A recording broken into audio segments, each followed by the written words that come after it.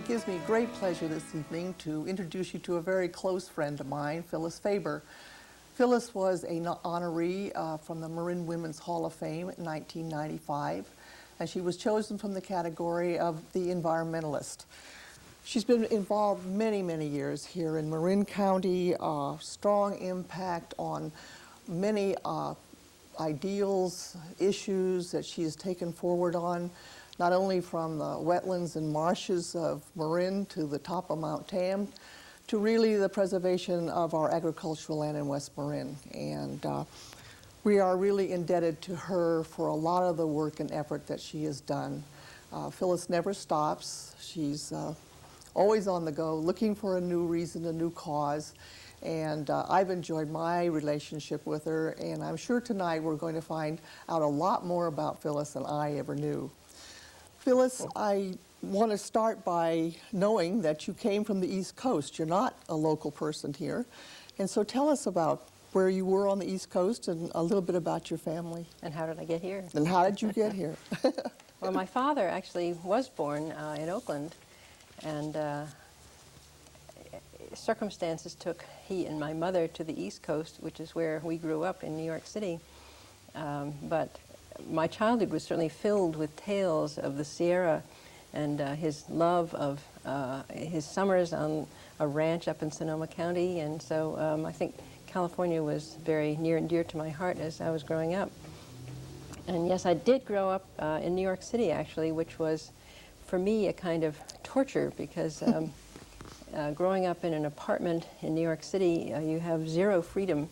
And so I spent many hours in the spring when the air is soft and wonderful trying to escape from the 11th story apartment building. And so that was difficult. But we eventually moved out to Long Island, where I went to a public high school. And for that, I've always been grateful to my father, because it was a really wonderful and very real experience for me, going to one of the wonderful public schools that were around New York City at that time. And so my high school years were filled with being outdoors much more and being able to roam about the countryside, which was a great. The first thing I got when we moved from the city out to the suburbs was a bicycle, and I thought riding a bicycle around was the next door piece of heaven. So anyway, from high school, I chose a college. Actually, I don't think I chose it as much as it was chosen for me. We had, I come from a really wonderful family, and there were two women in this family who,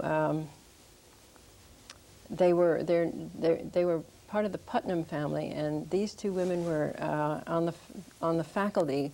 One at Mount Holyoke and one at Bryn Mawr. And so when it came time for me to choose a college, my mother said, well, you should go and visit Brenda Putnam. So I went up to see Brenda, and she said, well, you can either go here to Mount Holyoke or you can go to Bryn Mawr. So I looked around and I thought, well, this is a really beautiful campus. I'll just stay here. So today, that's not the way people choose colleges at all. They go into much more detail and they visit many, many schools, and I think they probably give it a great deal more thought than I, but that's how I chose. And I think that on hindsight, I think I've been very happy that I went to a women's college. I certainly had very wonderful friendships with a lot of really wonderful women who were scientists and who had fought very hard to be who they were in the scientific world, and I think that was a wonderful role model for me. Following your college education there, what did you pursue after that? Did you have a plan, or what did you have in mind? I think growing up I had always thought that I would become a doctor. My grandmother was, and I always thought, well, that would be a good thing to do. So that was sort of what I always had an image that I would, the field that I would pursue. But when I graduated, my parents were really not supportive of that notion. I think my mother's life had been somewhat difficult having a physician in the house, and I think she was very ambivalent about what whether she thought that would be a good thing for me to do. It had caused a lot of pain in her life. Her parents both died when she was in her first year in college, and I think it was such an extraordinarily painful experience for her and her younger sister and brother that when the time came for me to be thinking those thoughts, wasn't what she could see for me. And my father was really not enormously supportive because it was going to be a lot more money than he was going to be comfortable spending. And I think in those days, it was necessary to have family support more than perhaps it is today. So anyway, so I didn't do that, and I looked around and didn't really quite know what I was going to do. So I ended up going to work at a research institution at Rockefeller Institute. Mount Holyoke had a really superb science course, and so those of us who applied to Rockefeller were really snatched up, and they were really happy to have us. So I became, in a sense, a kind of slave. I really adored working there. It was really interesting. I had never seen science done in this way. It was an extraordinary place to work. All the giants were there. Peter Olitsky, who was the model for Sinclair Lewis's Dr. Arrowsmith. Upstairs, Peter Rouse, who did the early work on cancer. The giants in the science world, many of them were there at Rockefeller, and they had seminars every Friday. So I went to those without fail, and one of my tasks was to know what was going on around the institute. Dr. Mirsky was he was kind of a funny man, but he really wanted to know what everybody else was doing. So I would go and have tea in the different labs and come back and tell them all the news. So it was a very interesting place to work. And so it set me up in a very good way in that I certainly was trained to do things accurately and well. And that's not the way many labs perform. Many of them do things for speed and for just getting through it. And so I had really good training.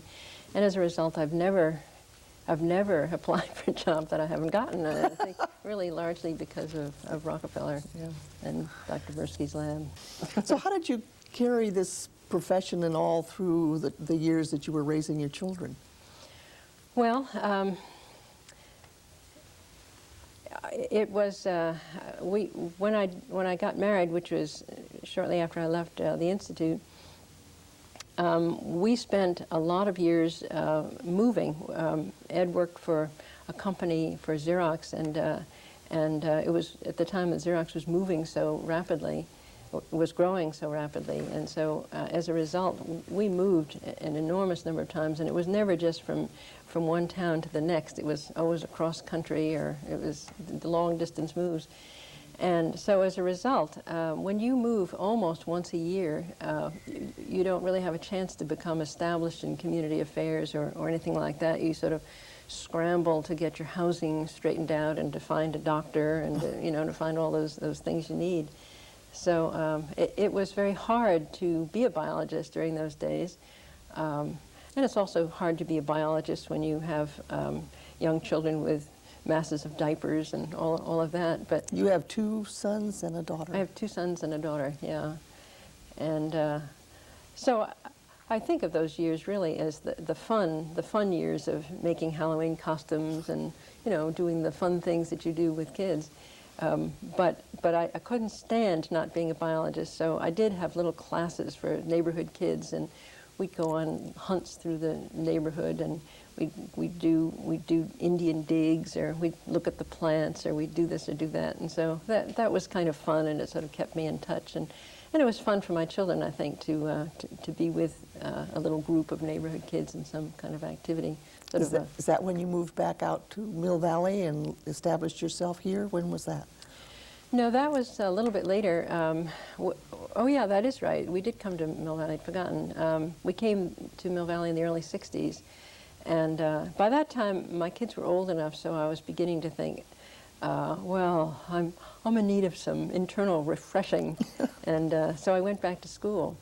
And I actually went to San Francisco State. And I got into a kind of biology I'd never been involved in before, which was real field biology. And at Mount Holyoke, there was much more laboratory biology. There was some field biology, but nothing like had happened by the 60s. And so I took a lot of field courses, and that was just really lots of fun. I mean, I really found that that was me, and so I loved that. And I ended up finishing my degree at Yale because we moved back again, and then after Yale, when I went back to school, I was so intrigued by the DNA scene and the Watson-Crick advances that that's the field I headed into, and so my master's was in that. By that time, microbiology had become very sophisticated. All of the work with cells and with E. coli and trying to move marking genes into an E. coli cell and so on. It was very high tech and very sophisticated, and so I realized that that was not something that a mom with 3 young children could really get into. I mean, that was really full time, and I simply wasn't ready to do that. So I got a job after I got out of Yale back in the town that we lived in, which was Rowayton in Connecticut. And Rowayton is a wonderful little town on the 5 Mile River in Connecticut. And we had a marvelous old Victorian house right across the street from a river, and it was just a delightful place to live. There was a wonderful girls' school about 2 blocks away. So I applied for a job there thinking that would be the ideal place for a young mom to be. And lo and behold, I got the job, and the woman that I was replacing was named Joy Lee. And Joy Lee has had a profound impact on my life. She is Australian. Her mother was the mayor of Sydney, and Joy had become absolutely enthralled with salt marshes, absolutely determined to preserve each and every one of them, and absolutely even more determined that I was going to fulfill her role and complete the work that she had started. And she had started an organization called Protect Your Environment, PIE, P-Y-E. And so I was instructed as to completing that work, keeping it going. There was legislation to protect the wetlands in Connecticut. There were 3 bills, and so I was told that I absolutely had to. She really taught me step by step how to lobby the Congress people, and so we did. We got the strongest of the bills passed in Connecticut, and we had the first Earth Day. We had an enormous event. We rented great tents and had speakers come from all over. So, I mean, I really plunged in, and it was so extraordinary because the year before, when I'd still been at Yale and had gotten this job, I said to my people in the lab, "Are you aware of how endangered all of the wetlands are? Are you aware that we are losing the wetlands and that life will be unbearable if we lose all the wetlands?" And to a man in that lab, they had never heard that, even though one of them taught down in the big lab down in Atlanta. She took classes from Yale down there every year in Sapelo Island. And you've taught for the Environmental Forum. You had a consulting firm at one time, and you've certainly been an activist. And also, I think one of your great accomplishments was the Marin Agricultural Land Trust. So how did you get involved in the issues that were here in Marin? It actually all ties together.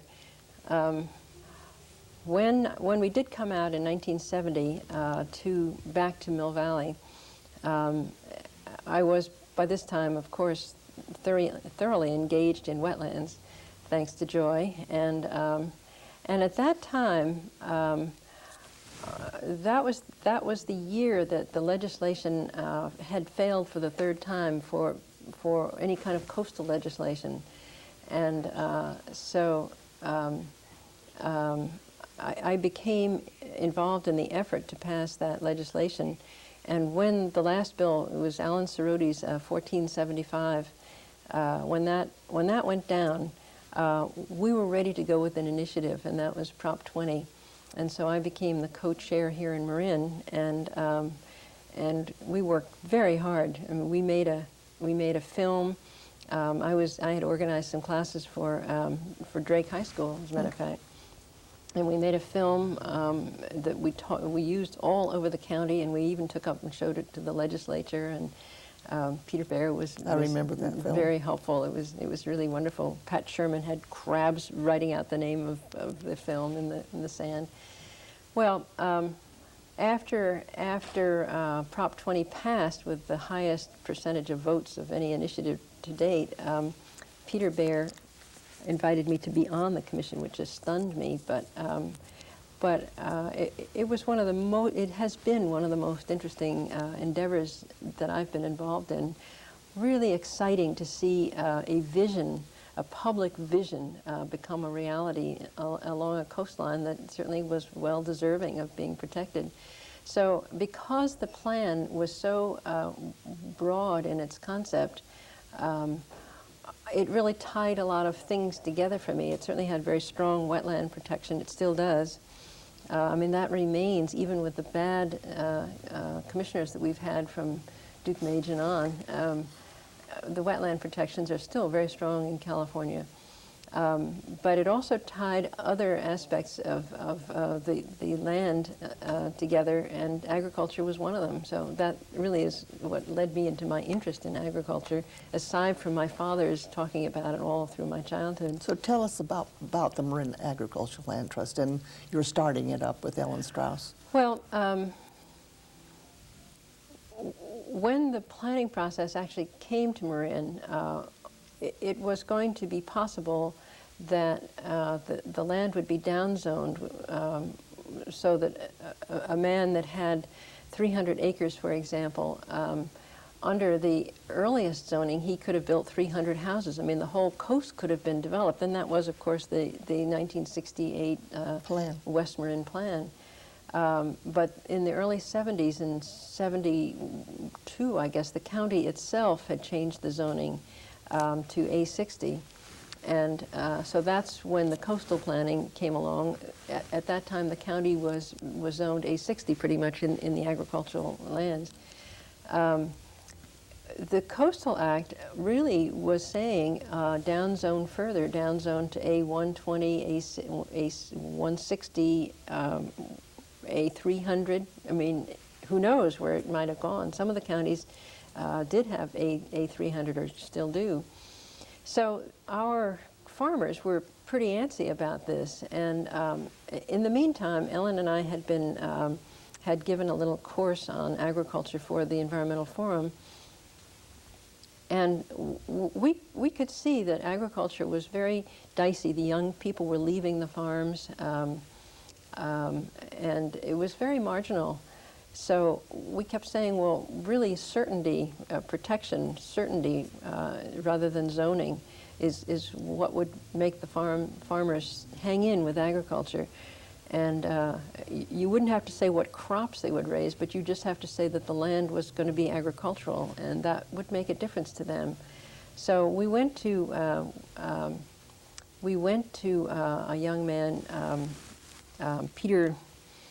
I can't remember his name, Peter Seligman, and he was at that time at the Nature Conservancy, and he said, yes, you're going along the right direction, you're thinking along the right thing, go to the Trust for Public Land, which is what we did, and they said, you're absolutely right, and we will help you. So we set up a meeting here in the county with Ralph Grossi, who was then head of the Land Use Committee for the Farm Bureau. Ralph is an extraordinary young man with a great deal of vision. He really is unique, I'd say, in the agricultural community, because he had such a flexible mind and such vision of what might be. So he immediately saw how useful a program of taking the development rights off of the land would be. And Gary Giacomini and Jerry Friedman and anyway, that was the group. And so we presented the idea to them, and they all said, "Oh, wow, interesting, but we don't know. We don't know. Give us some numbers." So Trust for Public Land said they would come back with numbers. Well, it's very hard to get ranchers to tell you how much money they make. how much they take in, how much they give out, and so on. Their numbers are always staggering. Ranchers operate in very high number figures. And so, I don't know, 8 months later, we had another meeting, and we didn't have much better numbers than we did at the first meeting, but everybody by that time, there had been enough changes that they said, okay, let's do it. The agricultural community did not want further downzoning, and so they were willing to take the risk with a program like the Marin Agricultural Land Trust. So anyway, we set it up, and we chose very carefully a lawyer that the farmers would trust and would be comfortable with, and a young man from the Coastal Conservancy who was very familiar with land trusts, and we had the leading agricultural people. And so off we went, and we had some years of very hard struggle because the idea was new. It was not welcomed by the agricultural community, and so it took us some years to sort of get through all of that. About how many acres or ranches have you now taken the development rights off of? Well, that's pretty exciting, actually. We have easements on about 25% of the ranches in the agricultural portion of the county. It's about I'm not sure of the acreage, but it's I think it's about 25, 30,000 acres. That's what I thought it was, yeah. It's a lot. Yeah. The program is successful. I mean, I think the ranching community has really bought into it completely. But now we need to get some more money. Do you have any advice for young women in getting involved in the environment? Become biologists. I mean, a world of joy and fun and pleasure and interest ahead. And I think for anybody to have their own particular field of interest that they can pursue and be interested in takes people up and over a lot of hard times and a lot of good times. What do you see as your role in the community now, or with your family, or what do you see yourself doing from here on? Well, what I have ended up being in my grand stage of life at this point, looking back, is as a kind of intermediary between the scientific community and the general public. I think that is what I have really focused my energies on, is trying to translate from the scientific community to the lay community. That's really the large amount of teaching that I've done. It certainly is the kind of publication effort that I am making of editing Fremontia, which is the journal of the California Native Plant Society, and really top-notch scientists contribute articles to that, but they are always in terms for the layperson to understand. And so I think of myself as a bridge, really, between the two communities, and there aren't nearly enough. I mean, I don't really regard us to be a very biologically literate society. I think that we don't make that bridge enough. I think that science is something out there. It isn't an everyday part of our lives as much as it should be. And if it were more of a part of our lives, I think all of the efforts that we make as environmentalists would be a whole lot easier. I think our uphill battles are in very large part because we have become so increasingly urbanized, and people aren't really connected to the land or connected to science. It's all kind of foreign stuff to them, and I think TV makes it even more foreign. Right. So. And I think people nowadays, they seem to move about an awful lot. I know we find here in Marin County that there's a very large percentage of people that have only been here for 3 or 4 years, so they're not really aware of a lot of the issues that makes Marin the special place. Well, that's right. That certainly is true for Marin. It makes it harder to defend anything if you don't have people that care. I mean, that's one of the reasons I'm working so hard on plant publications, is because I think if people don't learn the plants, if they don't learn to appreciate them, then they will never wish to defend them. So our greatest defender of anything is knowledge. So there's no amount of effort that any of us can make that is enough Yes. to defend what we care about. So you see a bright side to some of the work that we're doing here in the county? And Oh, I do. Oh, absolutely. I think the county has been a model for educational and environmental programs statewide, even nationwide. So I think that there's lots of good that can be done. I think vision is a lot of it, and there are a lot of people, very enlightened people in this county who have a lot of great vision, and it just takes doing to make it happen.